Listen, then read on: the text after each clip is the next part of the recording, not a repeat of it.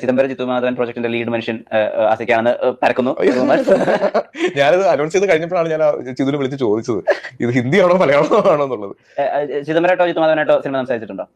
ചിതുവായിട്ട് എന്റെ ചിതുവിന്റെ ആദ്യത്തെ സിനിമ മുതലുള്ള എല്ലാ സിനിമകളിലും സംസാരിച്ചു വന്നതാണ്. ഇത് മഞ്ഞുമൽ ബോയ്സിൽ കുഴിയിൽ പോകേണ്ടത് ഞാനായിരുന്നു.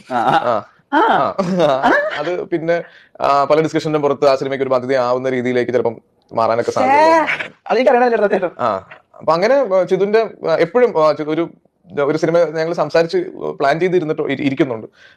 സംഭവിക്കാം. എന്റെ അടുത്ത സുഹൃത്തുക്കൾ ഗണവും അറിയാലോ, അപ്പൊ ഉറപ്പായിട്ടും ഉണ്ട്.